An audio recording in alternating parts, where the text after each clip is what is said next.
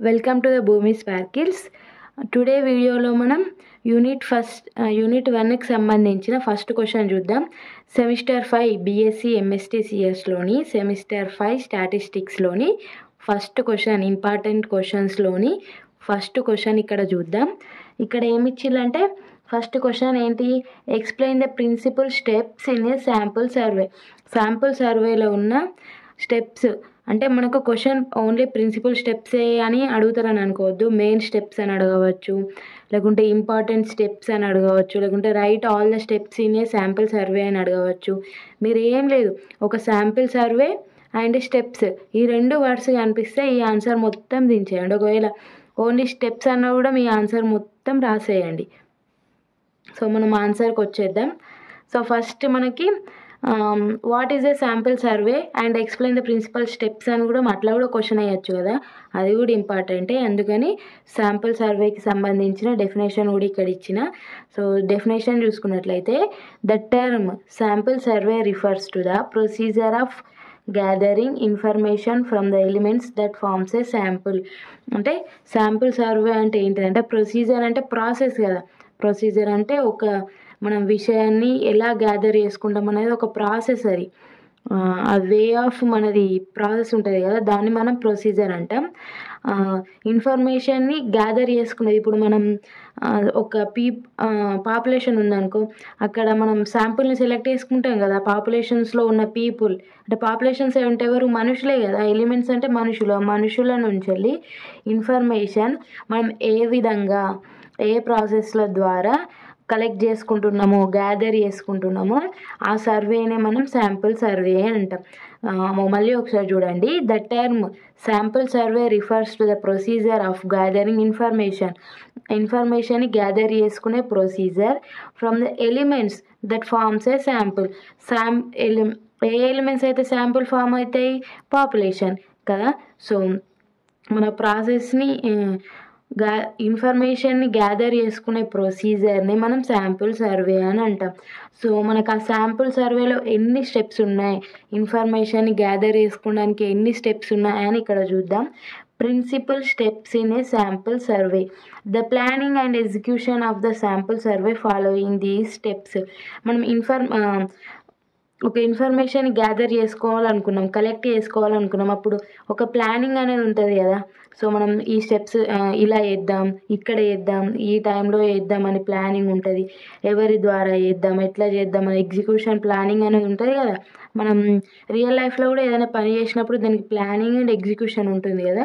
So అలా అన్నట్టు planning and execution of the sample survey following these steps. So ఏం steps ఉన్నాయంట, objective of the survey. First step ఏంటి, objective. మనకు objective అంటే ఇక్కడ మీనింగ్ ఏంటి, మనం ఫస్ట్ హెడ్డింగ్లోనే చూసుకోవాలి. హెడ్డింగ్తోనే మనకి ఆన్సర్ అంతా రాసే విధంగా ఉంటేనే మనం ఆన్సర్ రాయగలుగుతాం. ఈ హెడ్డింగ్ ఒక విధంగా, ఇందులో ఉన్న మ్యాటర్ ఒక విధంగా ఉంటే అది మనకు గుర్తుకు రాదు, అసలు అక్కడనే మర్చిపోతాం, ఏదో రాసేస్తాం. ఆబ్జెక్టివ్ ఆఫ్ ద సర్వే ఏంటి అంటే, ఆబ్జెక్టివ్ అంటే లక్ష్యాలు. మనం ఏ శాంపుల్ సర్వే అయితే తీసుకున్నామో దాని లక్ష్యాలు ఏంటి అంటే, మనము ఆ సర్వేకి గురించి ఏమేమి సాధించాలనుకుంటున్నాం, ఏ ఇన్ఫర్మేషన్స్ మనం తెలుసుకోవాలి అనేది objectives of the survey. So ఏంటి అంటే, the sponsors of the survey should take care of the objectives. Sponsors ఉంటారు కదా, ఇప్పుడు ఒక సినిమాకి స్పాన్సర్స్ ఉంటారు కదా. స్పాన్సర్ అంటే డబ్బులు ఇచ్చి మనల్ని సపోర్ట్ ఇస్తారు అన్నట్టు. మనం వర్క్ చేస్తాం, బట్ స్పాన్సర్స్ మాత్రం వాళ్ళంటే డబ్బులు ప్రొవైడ్ చేస్తారు, వాళ్ళ పెట్టుబడి మనీతోటి మనకు ఇస్తారు అన్నట్టు. ఈ సర్వీస్లలో కూడా అట్లా ఉంటారు కదా మనీ ఇచ్చేవాళ్ళు. సో వాళ్ళని స్పాన్సర్స్ అంటాం. The sponsors of the survey should take care of that objectives. Objectives గురించి వెళ్ళి స్పాన్సర్సే కేర్ తీసుకోవాలి. ఎందుకంటే clearly defined with the available resources in terms of money, man power, time limit required for the availability of the result of the survey. మనం చేయాలనుకుంటున్న సర్వేకి మంచిగా కరెక్ట్గా సక్సెస్ఫుల్గా result రావాలంటే మనకు మనీ ఉండాలి. మనీ ఉంటేనే మనం ఆ సర్వే చేయగలుగుతాం. సర్వే గురించి ఏదైనా తిరగాలనుకున్నా కానీ తిరుగుతాం. మ్యాన్ పవర్ అంటే మనీ ఇస్తేనే కదా, శాలరీలు ఇస్తేనే కదా ఇట్లా మనుషులు వచ్చి మనకు వర్క్ చేసేది, సర్వే చేసేది. సో అందుకని టైం లిమిట్ అంటే మనకు ఇచ్చిన సర్వేలో ఏ టైంలో అయితే ఫినిష్ చేయగలుగుతామో అంత టైం ఉందా లేదా అనేది స్పాన్సర్సే కేర్ తీసుకోవాలి. స్పాన్సర్సే మనకు మనీ అనేది ఉందా లేదా, మనీ ఎంత అవసరం అవుతుంది అని వాళ్ళే చూసుకోవాలి, ప్లస్ ఎంతమంది అవసరం మన వర్క్కి అని వాళ్ళే చూసుకోవాలి. సో ఇవన్నీ ఆబ్జెక్టివ్స్ ఆఫ్ ద సర్వే అంటే ఇవన్నీ వస్తాయి కదా, దానికి మనీ కావాలి, మ్యాన్ పవర్ కావాలి, ఇవన్నీ కావాలి. కాబట్టి ఇవన్నీ ఆబ్జెక్టివ్స్ యొక్క కేర్ ఎవరు తీసుకోవాలి? మన స్పాన్సర్స్ తీసుకోవాలి. సో నెక్స్ట్ పాయింట్ చూసుకున్నట్లయితే the objective should clearly state the purpose and goals of the survey. అంటే మనం ఈ సర్వే వేయాలనుకుంటున్నందుకు పర్పస్ ఏంటి? ఇప్పుడు మనం ఒక స్కూల్లో స్టూడెంట్స్ని సర్వే వేయాలనుకున్నాం, ఒక ఏమంటారు ఆ స్కూల్ది ఎంత ఉంది నాలెడ్జ్, అంటే అది ఏ గ్రేడ్, ఇప్పుడు అది ఏ గ్రేడ్ స్కూలు అంటే మంచి స్కూలా లేకుంటే డల్లర్ స్కూలా, లేకుంటే మంచి స్కూల్ కాదా, లేకుంటే మంచి వాతావరణం లేదా, అలా తెలుసుకోవాలనుకుంటే మనం చేస్తాం కదా. దాని పర్పస్ ఏంటి? ఇప్పుడు స్టూడెంట్స్ గురించి తెలుసుకునే పర్పస్, అట్లా ఒక పర్పస్ అనేది ఉండాలి. ఆ పర్పస్ ఉన్నప్పుడు ఎడ్యుకేషన్ గురించి తెలుసుకోవాలన్నప్పుడు స్టూడెంట్స్ని పోయి మనం ఎడ్యుకేషన్ క్వశ్చన్సే వేయాలి, ఎడ్యుకేషన్ కోసమే వాళ్ళని ఇన్ఫర్మేషన్ అడగాలి. లేకుంటే వాళ్ళ వెయిట్, హైట్, హెల్త్కి సంబంధించిన అడుగుతామా? హెల్త్ గురించి ఏదైనా పర్పస్ ఉంటే హెల్త్ గురించి అడగాలి, నాలెడ్జ్ గురించి ఉంటే నాలెడ్జ్ గురించి అడగాలి, అదే మన purpose. So goals of the survey, మనం ఈ సర్వే ద్వారా ఏం సాధించాలనుకుంటామో అవి goals. So next identify. Second headings అయితే మోస్ట్ ఇంపార్టెంట్. డిగ్రీలో మనకి మ్యాటర్ అంతా రాకున్నా కూడా జస్ట్ ఓన్లీ హెడ్డింగ్స్ పెట్టి లాంగ్ క్వశ్చన్ అయితే ఒక 4-5 పేజెస్ నింపేస్తే ఎనఫ్. సో మనకు ఆన్సర్ గుర్తుకు రానప్పుడు, వచ్చినప్పుడు కాదు, ఆన్సర్ గుర్తుకు రానప్పుడు ఏదో ఒక హెడ్డింగ్స్ మనం క్రియేట్ చేసేసి ఇలా ఒక 4-5 పేజెస్ నింపేస్తే ఎనఫ్. సో నెక్స్ట్ హెడ్డింగ్ ఏంటి అంటే ఐడెంటిఫై ద పాపులేషన్. మనం ఒక శాంపుల్ అనేది దేని నుంచి తీసుకుంటాం? పాపులేషన్ నుండి కదా. సో ఆ పాపులేషన్ని మనం ఐడెంటిఫై చేయాలంట. సో ఏంటి ఇందులో మ్యాటర్ ఏముంది చూద్దాం ఒకసారి. Define the group you want to study or survey. అంటే నువ్వు ఆ పాపులేషన్లో, ఈ పాపులేషన్ అంటే మొత్తం ఆల్ మెంబర్స్ ఉంటారు, ఆల్ మెంబర్స్లో నువ్వు ఏ గ్రూప్ అయితే స్టడీ చేయాలనుకుంటున్నావో లేదా సర్వే చేయాలనుకుంటున్నావో వాళ్ళ characteristics, attributes and boundaries of the population. ఇప్పుడు వాళ్ళ క్యారెక్టరిస్టిక్స్ ఏంటి, వాళ్ళు ఎలాంటి వారు, ఎక్కడి నుంచి వచ్చారు, వాళ్ళ ఏంటిది, వాళ్ళ ఏమంటారు, వాళ్ళ డీటెయిల్స్ అన్నీ తెలుసుకోవాలి. అట్రిబ్యూట్స్ అన్నీ డీటెయిల్స్ కిందకి వస్తుంది. వాళ్ళ బౌండరీస్ అంటే వాళ్ళు ఇన్ఫర్మేషన్, వాళ్ళకి సంబంధించిన information. So such as age range అంటే వాళ్ళు ఏ ఏజ్ వాళ్ళు, ఏ లొకేషన్ వాళ్ళు, వాళ్ళ ఆక్యుపేషన్ ఏంటి, వాళ్ళు ఏం చేస్తుంటారు, ఏం వర్క్ చేసుకుంటారు, అవన్నీ మనం ఏ గ్రూప్ అయితే సెలెక్ట్ చేసుకుంటున్నామో పాపులేషన్ నుండి శాంపుల్ కోసం ఒక గ్రూప్ అంటే 5-6 మెంబర్స్ని సెలెక్ట్ చేసుకున్నాం ఫర్ ఎగ్జాంపుల్. సో ఆ గ్రూప్కి సంబంధించిన ఏజ్, లొకేషన్, వాళ్ళ ఆక్యుపేషన్ అన్నీ మనం తెలుసుకోవాలి. So ensure that the population is well defined and measurable. So వాళ్ళను కొలిచే విధానంగానే ఉండాలి. ఇప్పుడు 5-6 మెంబర్స్ అయితే మనం 6 మెంబర్స్ అని చెప్తాం. సో ఒక ఫుల్ మందిని తీసుకొచ్చేసినాం, ఒక ఇన్ఫినిటీ మందిని మనం మెజరబుల్ చేయగలుగుతామా? చేయలేము కదా. దట్స్ వై మెజరబుల్ వాళ్ళని తీసుకోరమ్మంటుళ్ళు. So for example in field experiment the field should be clearly defined in terms of shape and size etcetera. మనం ఇప్పుడు సర్వే అనేది ఒక ఫీల్డ్ గురించి, అంటే ఒక ఏమంటారు తెలుగులో, ఒక పొలాల గురించి చేద్దాం అనుకున్నాం, ఒక ఫీల్డ్స్ గురించి, బయట వాతావరణం, పొలాలు, భూముల గురించి చేద్దాం అనుకున్నాం. ఇప్పుడు ఆ భూముల గురించి ఏంటి డీటెయిల్స్ అన్నీ తెలుసుకోవాలి కదా. ఆ డీటెయిల్స్ ఏంటి అంటే అది ఏ షేప్లో ఉంది, సైజ్ ఎంత ఉంది, అంటే ఎకరం ఉందా, 2 ఎకరాలు ఉందా, దట్స్ అట్లా ఇన్ఫర్మేషన్ అంతా తెలుసుకోవాలి. మనం ఏదైతే సర్వే చేయాలనుకుంటున్నామో దాని మొత్తం డీటెయిల్స్ అనేది మనం తెలుసుకోవాలి అని ఈ హెడ్డింగ్లో ఉంది. ఐడెంటిఫై ద పాపులేషన్ అంటే పాపులేషన్కి సంబంధించిన ఆ గ్రూప్ వాళ్ళ ఇన్ఫర్మేషన్ మొత్తం మనం తెలుసుకోవాలి ఫస్ట్. సో నెక్స్ట్ సెలెక్ట్ ఏ శాంప్లింగ్ ఫ్రేమ్. అంటే శాంప్లింగ్ అంటే ఏమని చెప్పినాం, మనం శాంపుల్ ఎలా తీసుకుంటున్నామో, సెలెక్ట్ చేసుకుంటున్నామో ఆ ప్రాసెస్నే శాంప్లింగ్ అంటాం కదా. సో శాంప్లింగ్ ఫ్రేమ్ అంటే మనకు అందరు నేమ్స్ ఉంటాయి. ఇప్పుడు ఆ పాపులేషన్ ఉంది. సో నెంబర్ ఆఫ్ మెంబర్స్ ఉంటారు కదా, వాళ్ళ నేమ్స్ అన్నీ ఉంటాయి శాంప్లింగ్ ఫ్రేమ్లో. ఆ శాంప్లింగ్ ఫ్రేమ్లో నుంచి మనం శాంపుల్ని తీసుకుంటాం. శాంపుల్ని అంటే ఎట్లా అంటే శాంప్లింగ్ ఫ్రేమ్లో అందరు ఉంటారు, అది మనకు చాయిస్. ఆ శాంప్లింగ్ ఫ్రేమ్ నుంచి మనకి ఇష్టమైనంత మందిని, ఇష్టమైన వాళ్ళను సెలెక్ట్ చేసుకోవచ్చు. సో ఏంటి అంటే choose a list database that accurately represent the population. So పాపులేషన్ని రిప్రజెంట్ చేసే విధంగా ఒక డేటాబేస్ అనేది ఆర్ లిస్ట్ అనేది ఉండాలి. ఆ పాపులేషన్ ఎవరెవరు ఉన్నారు ఏంటి అని వాళ్ళ నేమ్స్ అన్నీ ఉంటాయి కదా, మనం మంచిగా క్వాలిఫికేషన్ ఉన్న వాళ్ళను వాళ్ళని సెలెక్ట్ చేసుకోగలుగుతాం. అందుకే ఒక లిస్ట్ అనేది ఉండాలంటున్నారు. So this could be a customer list, student list or any other reliable source. అంటే మనం వేటి గురించి సర్వే చేయగలుగుతామో వాటి లిస్ట్. సో కస్టమర్స్ గురించి చేయాలనుకుంటున్నాము, ఒక షాపింగ్ మాల్కి ఎందరు వస్తున్నారని. అది వేయాలంటే మనకి ఎవరు కావాలి, కస్టమర్స్ లిస్ట్ కావాలి.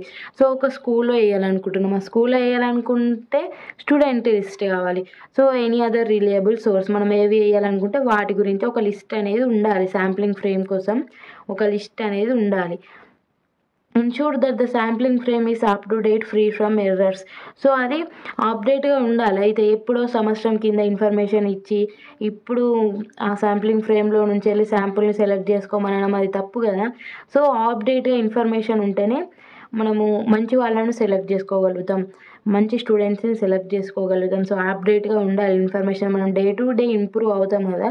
సో అందుకే అప్ టు డేట్ ఉండాలి, ఎర్రర్స్ కూడా ఉండకుంటే మనం మంచి వాళ్ళని సెలెక్ట్ చేసుకోగలుగుతామని ఇక్కడ meaning. So next fourth one, data to be collected. The data to be collected keeping in view of the objective of the survey. ఇప్పుడు మన దానిది ఏంటిది, అబ్జెక్టివ్ అనేది ఏంటిది అనేది చూసుకోవాలి. ఎట్లా అంటే ఇప్పుడు మనం స్కూల్ స్టూడెంట్స్ యొక్క నాలెడ్జ్ని, ఆ నాలెడ్జ్ ఎంత ఉన్నది అనేది సర్వే చేద్దాం అనుకున్నాం. సో ఆ నాలెడ్జ్ ఎంత ఉన్నది అని చేయాలనుకుంటే ఎగ్జామ్స్ పెట్టడమో, లేకుంటే క్వశ్చన్స్ అడగడమో, లేకుంటే ఏదన్నా డిబేట్ నిర్వహించడమో అలా చేయాలి కదా. సో అలా కాక మన స్టూడెంట్స్ గురించే కదా అని వాళ్ళ హెల్త్ గురించి వెళ్ళి వాళ్ళ ఫ్యామిలీ బ్యాక్గ్రౌండ్ గురించి అడిగితే అది తప్పు కదా. సో ఆబ్జెక్టివ్ ఏంటి అనేది దృష్టిలో ఉంచుకొని దానికి సంబంధించిన డేటాని మనం కలెక్ట్ చేయాలి. సో ఏది పడితే అది కలెక్ట్ చేస్తే అది కరెక్ట్ కాదు కదా. సో నెక్స్ట్ మన ఏంటిదంటే ద క్వశ్చనేర్. ఈ క్వశ్చనేర్ అంటే ఏంటి, the list of questions asked by A interviewer. ఇప్పుడు ఇంటర్వ్యూ చేస్తారు కదా, మనం టీవీలో చూస్తుంటాం, ఇప్పుడు ఇన్స్టాగ్రామ్లో ఫేమస్ అయిన వాళ్ళవి ఇంటర్వ్యూలు చేస్తుంటారు కదా. ఆ ఇంటర్వ్యూ కోసం యాంకర్ కొన్ని క్వశ్చన్స్ ప్రిపేర్ చేసుకొని ఉంటాడు. సో ఇవి అడగాలి, సో ఇవి అడిగితే వీళ్ళు ఇలా ఆన్సర్ చెయ్యాలి అని ఎక్స్పెక్ట్ చేస్తూ ఉంటాడు కదా. ఏం క్వశ్చన్స్ అయితే అడగాలనుకుంటున్నారో ఆ క్వశ్చన్స్ లిస్ట్ అనేది ఒక ప్రిపేర్ చేసుకొని ఉంటారు కదా. ఆ క్వశ్చన్స్ లిస్ట్ని మనం క్వశ్చనేర్ అంటాం. షెడ్యూల్ అన్న అదే టైంలో ఏ క్వశ్చన్స్ అడగాలి అని. So it is a list of questions. అది క్వశ్చన్ అనేది list of questions related to the objectives of the questionnaire should be clear and brief, suitable and detailed instructions for filling the questions.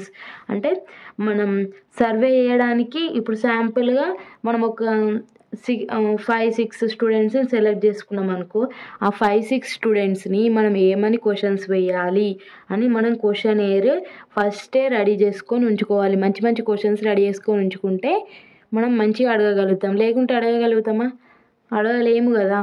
సర్వేనే మొత్తం spoil అయిపోతుంది. So next heading వచ్చేసి method of collecting information. 6th heading ఇది మనకి.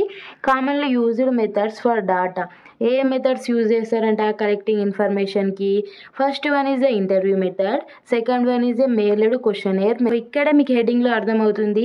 Interview method అంటే face to face కూర్చొని అడుగుతారు. So interviewer ఇక్కడ కూర్చొని క్వశ్చన్స్ చెప్పేవాళ్ళు ముంగట కూర్చొని క్వశ్చన్స్ అడుగుతూ చెప్తూ ఉంటారు. సో మెయిల్ అంటే మనం ఇక్కడ అర్థం చేసుకోవచ్చు, డిగ్రీ లెవెల్ వరకు వచ్చిన తర్వాత మెయిల్ అనే వర్డ్ అందరికీ తెలుస్తుంది. మెయిల్ అంటే ఏంటి అంటే మనకు ఒక ఈమెయిల్ అనేది ఉంటుంది కదా. ఇప్పుడు ఈ ఛానల్కి ఉంది భూమి స్పార్కిల్స్ @gmail.com అని ఉంది. ఇప్పుడు మీకు మీ నేమ్ పైన ఉంటుంది. సో అట్లా ఒక మెయిల్ అనేది ఉంటుంది, ఈమెయిల్ అనేది ఉంటుంది. ఇప్పుడు మనకి ఏదైనా జాబ్స్ మనం అప్లై చేసినప్పుడు మనం సెలెక్ట్ అయినామా లేదా, లేకుంటే ఒక 3 స్టెప్స్ ఉంటాయి కదా, దాంట్లో 3 ఫేజెస్లో మనకు ఫస్ట్ టెస్ట్కి వచ్చే ఉంటుంది కదా అసైన్మెంట్ కూడా మనకు మెయిల్కి పంపిస్తారు. మీరు ఫస్ట్ స్టెప్కి ఓకే అండ్లు, సో ఫస్ట్ అసైన్మెంట్ టెస్ట్ అనేది ఈరోజు ఉంటుంది, సో ఇలా మీరు దానికి అటెండ్ కండి అని ఉంటుంది. సో అలాంటిది మన మెయిల్ అన్నట్టు.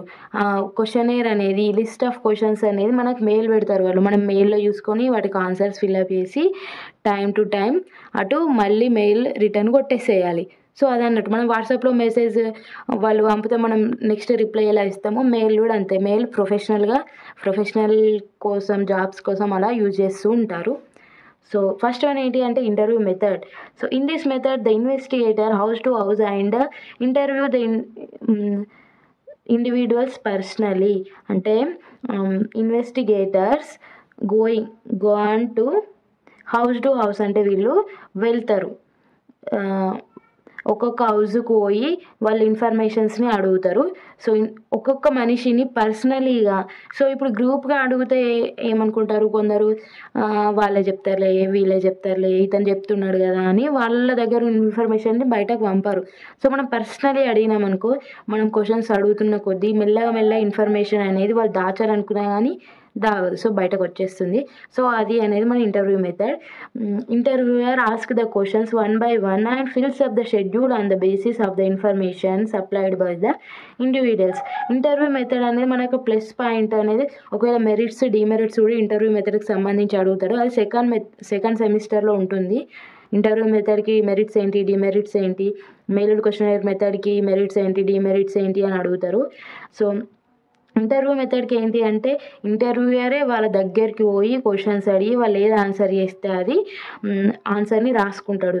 సో ఎడ్యుకేటర్స్ అయినా నాన్ ఎడ్యుకేటర్స్ అయినా కానీ ఇంటర్వ్యూ మెథడ్లో ఓకే, వాళ్ళు ఇచ్చిన ఇన్ఫర్మేషన్స్ని ఇతనే రాస్తారు కాబట్టి ఏం లేదు, వాళ్ళు చదువుకొని వాళ్ళైనా కూడా ఏం లేదు. సో మెయిల్డ్ క్వశ్చనర్ మెథడ్ అంటే మనకు మెయిల్ చేస్తారు కదా, సో మెయిల్కి మనకి లిస్ట్ ఆఫ్ క్వశ్చన్స్ పంపిస్తారు.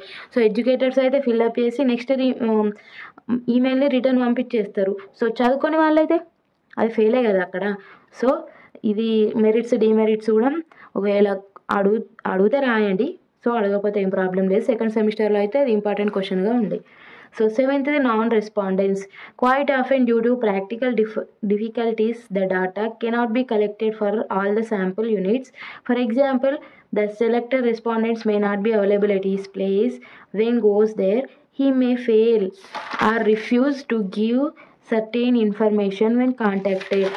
ఇప్పుడు మనం ఒక ఇంటర్వ్యూ తీసుకోవడానికి పోయినాం, సో వాళ్ళు రిఫ్యూజ్ చేసిర్రు అంటే నేను ఈ ఇన్ఫర్మేషన్ చెప్పాను, సో ఈ ఇన్ఫర్మేషన్ నేను చెప్పాలనుకుంటలేను అని కొందరు చెప్తారు. సో ఇప్పుడు మనం కొన్ని విలేజ్లో, ఇప్పుడు మన విలేజ్లోకి అప్పట్లో జనాభా లెక్కలు సంథింగ్ ఈ ఫ్యామిలీ మెంబర్స్ ఎంతమంది ఉన్నారు, ఏం క్వాలిఫికేషన్ అని రాసుకుంటామని నచ్చినప్పుడు మన ముసలి వాళ్ళు, మన నానమ్మలు తాతయ్యలు ఏమని చెప్తుండే, వాళ్ళ నేమ్స్ కూడా చెప్పకపోతుండే, మీరు ఎందుకు వచ్చిళ్ళు, మేము మీకు చెప్పాము ఇన్ఫర్మేషన్ అని. మనకు 2 ఎకరాలు ఉంటే 1 ఎకరం అని చెప్పుడు, లేకుంటే 3 acres ఉంటే 2 acres 1 acre అని చెప్పుడు, అట్లా చెప్తుండే కదా, రాంగ్ ఇన్ఫర్మేషన్ ఇస్తుండే వాళ్ళు. మన ఇన్ఫర్మేషన్ రాసుకొని ఏం చేస్తారు, ఏదన్నా మనకి హాని చేస్తారు కావచ్చు అని. సో అది అన్నట్టు ఒక్కొక్కరు నేను చెప్పాను అని అపోజిషన్ చేస్తారు. ఇప్పుడు ఒకవేళ మనం ఇంటర్వ్యూ చేయబోయిన వ్యక్తి ఇంటి దగ్గర లేకున్నా కూడా మనం ఇన్ఫర్మేషన్ రాదు. సో మనం ఫోన్ చేసినా కూడా వాళ్ళు ఇన్ఫర్మేషన్ ఇవ్వకుంటే, సో అది అన్నట్టు నాన్ రెస్పాండెన్స్ అంటే రెస్పాన్స్ లేదు అన్నట్టు. మనం హెడ్డింగ్ని అర్థం చేసుకోవాలి. సో ఈ సేమ్ టు సేమ్ హెడ్డింగ్స్ మనకు అక్కడ ఎగ్జామ్లో గుర్తుకొస్తాయి అంటే రావు. సో మనం అర్థం చేసుకుంటే కొన్ని గుర్తుకొచ్చినంత మనం రాసేస్తాం. So 8th one, selection of proper sampling design. The size of the sample, procedure of selection and the estimation of the population parameter. So ఏంటి అంటే సైజ్ ఆఫ్ ద శాంపుల్ అంటే శాంపుల్లో మనం ఇంత ఒక ఎన్ని శాంపుల్స్ తీసుకుంటున్నాం అంటే 3-4 తీసుకుంటాం కదా. సో ఆ sample size, procedure of selection అంటే మనం ఎట్లా సెలెక్ట్ చేసుకున్నామో ఆ ప్రొసీజర్. సో మనం పాపులేషన్ పారామీటర్ని అంటే పారామీటర్ అంటే మీన్, స్టాండర్డ్ డీవియేషన్ అవి కదా, పాపులేషన్ యొక్క మీన్ అవి ఎలా ఎస్టిమేట్ చేస్తున్నాం అవన్నీ మనకు ఉండాలి. ఫస్టే మనం సెలెక్ట్ చేసుకొని ఉంచుకోవాలి. Calculate the appropriate number of participants needed to achieve reliable results. మనకు కావాల్సిన రిజల్ట్స్ రావాలంటే ఎంతమంది పార్టిసిపెంట్స్ ఉండాలి, ఎవరు పార్టిసిపెంట్స్ ఉండాలి అని మనకు రావాలి కదా, అంతమందిని శాంపుల్గా సెలెక్ట్ చేసుకోవాలి. శాంపుల్ సైజ్ అంటే శాంపుల్లో ఎంతమంది ఉన్నారు అని వాళ్ళ నెంబర్ కదా సైజ్ అంటే. సో నిన్న వీడియో పెట్టిన, సో ఈ టర్మ్స్ శాంపుల్ అంటే ఏంటి, పాపులేషన్ అంటే ఏంటి అని. సో ఆ వీడియో మీరు చూడకుంటే ఒక్కసారి అకౌంట్లోకి వెళ్ళి చూసేయండి. సో నెక్స్ట్ వన్ ఏంటి అంటే organisations of field work. It is absolutely essential that the personnel should be thoroughly trained in locating the sample units, recording the measurements, the methods of collection of required data before starting field work. The success of a survey to great extent depends upon reliable field work. ఇప్పుడు మనం interview చేయడానికి ఒకతను వస్తున్నాడు, ఇప్పుడు ఎవరైనా వస్తారు, so వాళ్ళు మంచి ట్రైనర్డ్గా ఉండాలి. సో మనని ఏ విధంగా క్వశ్చన్స్ అడిగితే మనం ఆన్సర్స్ చెప్తామని వాళ్ళకు ఉండాలి. సో వాళ్ళు వచ్చి ఏదో కోపంగా అడిగితే మనం ఏమనుకుంటాం, వీళ్ళు ఏదో అడిగి మనల్ని ఏమో చేసేస్తారు, సో ఆ భయంకు మనం ఏం చెప్పలేము కూడా. సో నార్మల్గా మంచి నవ్వుతూ కూల్గా క్వశ్చన్స్ అడిగితే ఏదైనా చెప్తాం. సో ఆ ట్రైనింగ్ వాళ్ళకు ఉండాలి. సో ఏ క్వశ్చన్స్ అడగాలి, ఆన్సర్ వాళ్ళు ఎలా కరెక్ట్ ఆన్సర్స్ వాళ్ళ నుంచి రాబట్టాలి అనే ఐడియాస్ కూడా వాళ్ళు ఇంటర్వ్యూ చేసే వాళ్ళకు ట్రైన్డ్ ఉంటే, ఎక్స్పీరియన్స్డ్గా ఉంటే ఒక మంచి రిజల్ట్స్ అనేది వస్తుంది మన సర్వేకి. సో 10th వన్ ఏంటి అంటే results and analysing the data. The analysis of data may be broadly classified into. So మొత్తం మన సర్వే కలెక్ట్ అయిపోయింది, వాళ్ళ నుంచి ఇన్ఫర్మేషన్ కలెక్ట్ చేసేసినాం. సో రిజల్ట్స్ అనలైజింగ్ అంటే వాళ్ళు ఇచ్చిన ఇన్ఫర్మేషన్స్ మనం ఒక నీట్గా ఒక ప్రాపర్ వేలో మనం రాయాలి కదా. సో అది ఏంటి అంటే so edit and clean data. ఇప్పుడు మనకు కావాల్సిన ఇన్ఫర్మేషన్ ఉంచుకొని కావాల్సిన మనకు అవసరం లేని విషయాన్ని ఎడిట్ చేసేసి క్లీన్ చేసేయాలి. So review and prepare the data for analysis, checking for errors and inconsistencies. ఏదైనా తప్పులు అవి ఏదైనా ఉంటే మనం ఎడిట్ చేసేసుకోవాలి. So missing values and outliers, data entry accuracy. ఇప్పుడు ఒకవేళ మనం ఏదైనా ఇక్కడ కలెక్ట్ చేసిన డాటాని కంప్యూటర్లోకి ఎంట్రీ చేయంగా ఏదైనా మిస్టేక్ ఉంటే అట్లా ఎడిట్ చేసుకోవాలి, చూసుకోవాలి. సో వాళ్ళు చెప్పగానే ఇన్ఫర్మేషన్ మనం రాసుకుంటూ తప్పైతే అది చూసుకోవాలి. సో 2-3 టైమ్స్ చెక్ చేసుకోవాలి. So data formatting and coding ఇవన్నీ ఎడిషన్లోకి వస్తాయి. సో మనకు మనం కలెక్ట్ చేసుకున్న ఇన్ఫర్మేషన్ ఎడిట్ చేసుకోవాలి. మనకి ఏదైతే విషయం అవసరం ఉందో అది నుంచి అవసరమైన విషయాన్ని ఎడిట్ చేసేయాలి. సో నెక్స్ట్ ఏంటి అంటే tabulation of the data. Before carrying out the tabulation of data we must decide about the procedure tabulation of the data. The method of tabulation like hand tabulation, machine tabulation will depend upon quantity of the data.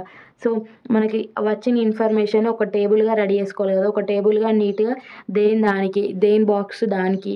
So ఇప్పుడు student name, so student knowledge మ్యాథ్స్లో ఎంత ఉంది, సైన్స్లో ఎంత ఉంది, తెలుగులో ఎంత ఉంది, ఇంగ్లీష్లో ఎంత ఉంది, సో జనరల్ నాలెడ్జ్లో ఎంత ఉంది అని ఒక మంచి టేబుల్గా మనం దాన్ని నీట్ చేసేయాలి. సో నీట్ చేసేసిన తర్వాత నీట్ చేయాలి. సో నెక్స్ట్ ఏంటి అంటే statistical analysis. After the data has been properly edited and tabulated a very careful statistical analysis to be made. So ఇప్పుడు మనం ఒక టేబుల్గా రాసేసినాం, ఆ టేబుల్గా రాసేసిన తర్వాత ఒక స్టాటిస్టికల్ అనాలసిస్ అనేది జరుగుతుంది. ఏంటి అంటే ఇప్పుడు ఈ స్టూడెంట్కి ఈ స్టూడెంట్కి డిఫరెంట్ ఏంటి, so mean, mode, frequencies, so regression అని స్టాటిస్టికల్ అనాలిసిస్ ఉంటాయి కదా. మనం సర్వే ఎందుకు వేస్తున్నాం, ఇప్పుడు వీళ్ళ నాలెడ్జ్ గురించి. ఇప్పుడు ఎవరికి ఎందులో నాలెడ్జ్ ఎక్కువ ఉంది అని మనము మీన్ కనుక్కోవడం, మోడ్ కనుక్కోవడం, వాళ్ళకి సంబంధించిన వాటిలో అవన్నీ చేస్తుంటాం కదా, అవన్నీ స్టాటిస్టికల్ అనాలిసిస్ కిందికి వస్తాయి. ఇంకా మీకు హయ్యర్ మెథడ్లో ఇంకా ఈ స్టాటిస్టికల్ అనాలిసిస్ గురించి ఉంటుంది. సో ఇక్కడ ఏం లేదు, జస్ట్ మనకి ఇచ్చిన సర్వే గురించి వెళ్ళి స్టాటిస్టికల్ అనాలిసిస్ చేస్తారు అని రాస్తాం. అందులో ఉన్న స్టెప్స్ ఏంటి అని మనం రాయము. So reporting and conclusion. Finally a report incorporating detailed statement of different stages of the survey present in survey in good visualization like charts, graphs. ఇప్పుడు మనకు ఒక సర్వే మొత్తం అయిపోయింది, స్టాటిస్టికల్ అనాలిసిస్ చేసినాం, రిజల్ట్ వచ్చింది. సో ఆ రిజల్ట్ని ఒక మంచి లుకింగ్తో గుడ్ విజువలైజేషన్, ఇక్కడ చూడండి విజువలైజేషన్, గుడ్ విజువలైజేషన్తో మనం వాళ్ళకి ప్రజెంట్ చేయాలి. మన ప్రజెంటేషన్ ఇవ్వంగా ఒక మంచి ప్రజెంటేషన్ ఇస్తేనే వాళ్ళకి నచ్చుతుంది. మనలో ఎంత నాలెడ్జ్ ఉన్నా కూడా డాటా ఉన్నా కూడా ఒక పిచ్చి పిచ్చిగా ఇచ్చేసినాం ప్రజెంటేషన్. సో ఆ పిచ్చి పిచ్చి ఎవరికి నచ్చదు, మనలో ఎక్కువ నాలెడ్జ్ లేదు, ఎక్కువ డాటా కూడా కలెక్ట్ చేయలేము. బట్ ఏమంటారు డిజైన్ చేసి ఇట్లా చార్ట్స్ గ్రాఫ్స్లో మంచి కలెక్ట్ చేసి ప్రజెంటేషన్ చేసినాం. ఇప్పుడు వాళ్ళకు కూడా మన మీద ఒక మంచి హోప్ కలుగుతుంది కదా, వీళ్ళు మంచి వాళ్ళు ఉన్నట్టున్నారు, సర్వే మంచిగా చేశారని. సో ఎగ్జామ్లో కూడా అంతే, మనము బార్డర్స్ వేసుకొని నీట్ హెడ్డింగ్స్ బ్లాక్ పెన్ తోటి పెట్టి బ్లూ పెన్ తోటి రాస్తూ ఇంకా సబ్ హెడ్డింగ్స్ ఇస్తూ ఎన్ని హెడ్డింగ్స్ ఇస్తే అన్ని ఎక్కువ మార్క్స్ పడతాయి. అదొక్కటి గుర్తుంచుకోవాలి. మంచిగా మార్జిన్స్ వేయాలి. సో ఇవి ఏమంటారు ఇట్లా సబ్ హెడ్డింగ్స్ ఇట్లా డిజైన్ సోకులు వేయాలి. సో అట్లా చేస్తే మనకి ఎక్కువ మార్క్స్ వచ్చడానికి ఉంటాయి. సో నెక్స్ట్ వీడియోలో మనం సెకండ్ క్వశ్చన్స్ తోటి కలిసేద్దాం. సో ఈ క్వశ్చన్ అయితే మీరు నోట్స్ రాసేసుకోండి, మీ ఎగ్జామ్ అప్పుడు యూజ్ అవుతుంది. So thank you for watching. Share it your friends and family. Thank you.